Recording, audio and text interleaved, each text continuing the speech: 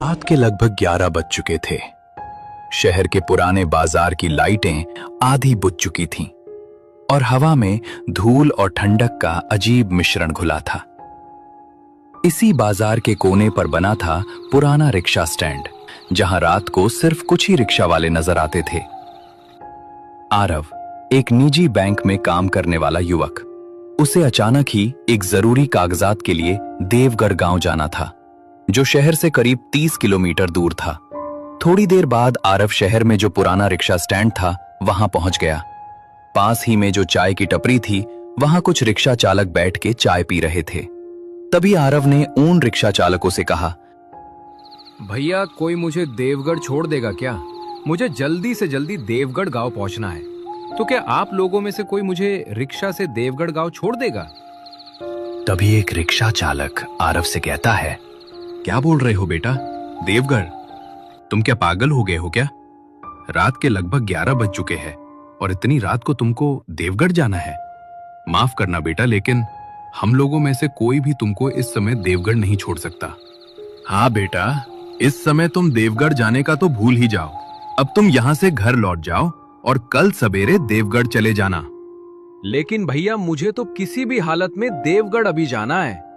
तो बेटा, यहाँ तुमको किसी का भी रिक्शा इस समय देवगढ़ जाने को नहीं मिलेगा। अगर तुमको देवगढ़ जाना ही है तो तुमको चलकर ही जाना होगा। हम लोगों में से तुमको देवगढ़ तो कोई छोड़ने वाला नहीं है। तभी अचानक पीछे से एक रिक्शा चालक अपना रिक्शा लेके आने लगता है। जैसे ही रिक्शा उस चाय के टपरी के पास रुक जाती है, तभी आरव उस रिक्शा चालक से कहता है, भैया, मुझे देवगढ़ जाना है। क्या आप मुझे आपके रिक्शा से देवगढ़ गांव तक छोड़ दोगे? मुझे अर्जेंट देवगढ़ जाना है। बेटा, इस वक्त देवगढ़ ये तो नहीं हो सकता। रात में देवगढ़ पहुंचना ठीक नहीं बेटा। क्या हुआ भैया? देवगढ़ गांव क्यों नहीं जा सकते? क्या देवगढ़ गांव का रास्ता खराब है क्या? बेटा, रास्ता खराब नहीं है, तुम्हारा वक्त खराब है। देवगढ़ जाना रात में अच्छा नहीं माना जाता। तुम चाहो तो आगे जुनैदपुर कस्बे में उतर जाओ। वहां तुम्हें छोटे छोटे ठहरने के कमरे मिल जाएंगे। सुबह होते ही देवगढ़ चले जाना। आरव को उस ऑटो वाले की बात अजीब लगी, पर आरव को मजबूरी थी। उसे आज ही काम निपटाकर शहर वापस लौटना था। नहीं भैया, मुझे देवगढ़ तो आज ही पहुंचना है। आप पैसा थोड़ा ज्यादा लो, लेकिन मुझे देवगढ़ अभी पहुंचा दो। ठीक है बेटा, मैं तुमको देवगढ़ अभी पहुंचा देता हूं, लेकिन मेरी बात याद रखना, रात के कुछ रास्ते इंसानों के लिए नहीं होते। आरव उसकी बातों को अंधविश्वास समझकर चुप बैठ गया और रिक्शा में बैठ गया। रिक्शा धीरे धीरे खाली, सुनसान, अंधेरी सड़कों से गुजरने लगी। हवा में अजीब खामोशी थी। कुत्ते भी आज कम भौंक रहे थे। रास्ते से अजीब तरह से आवाजें सुनाई दे रही थीं। बेटा, तुम अकेले इतनी रात को देवगढ़ क्यों जा रहे हो? तुमको पता नहीं बेटा, देवगढ़ में इतनी रात को कोई इंसान जाता नहीं। मुझको रिक्शा चलाते हुए आज 15 साल हो रहे हैं, लेकिन मैंने मेरे जिंदगी में पहला इंसान देखा जो इतनी रात को अकेला देवगढ़ गांव जा रहा है। भैया, मुझे ये समझ नहीं आ रहा है कि देवगढ़ जाने के लिए कोई भी रिक्शा वाला तैयार क्यों नहीं होता। ऐसा क्या है उस देवगढ़ गांव में? बेटा, वो तो मुझे भी पता नहीं कि देवगढ़ में क्या है, लेकिन लोग कहते हैं कि रात को देवगढ़ गांव जाना मौत को दावत देने जैसा है। करीब आधे घंटे के बाद रिक्शा जुनैदपुर पहुंच गया। रिक्शा रुक जाता है। बेटा, मैं आखिरी बार तुमको कह रहा हूं, यहीं जुनैदपुर उतर जाओ।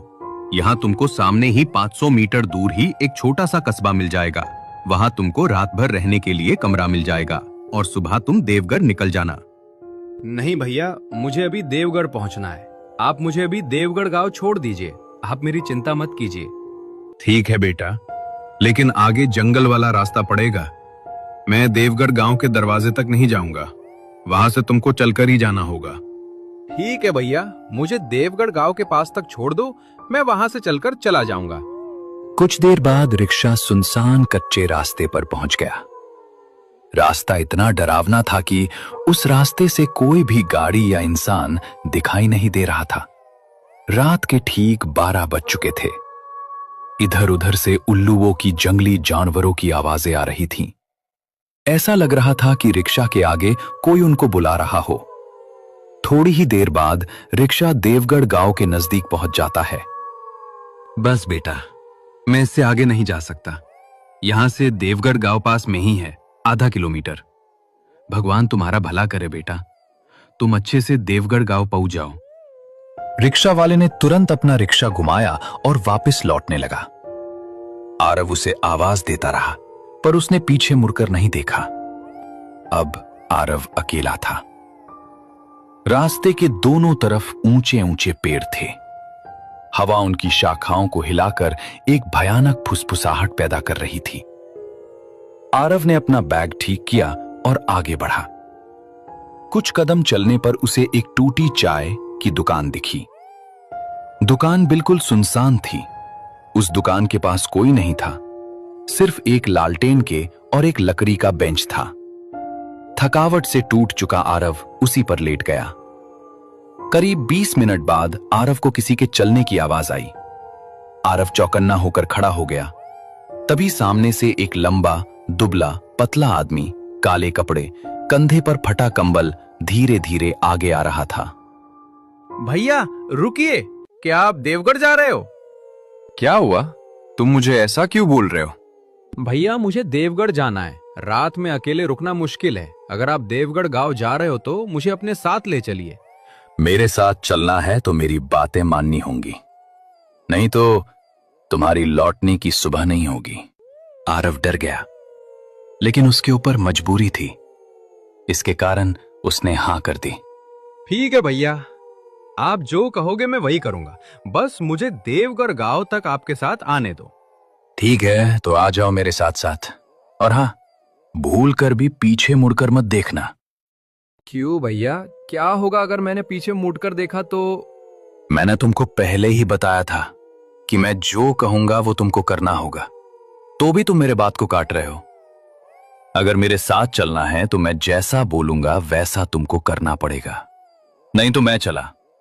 ठीक है भैया, मैं अब कुछ नहीं बोलूंगा और आपकी हर बात मानूंगा। तभी आरव और वो आदमी रास्ते से आगे बढ़ते गए।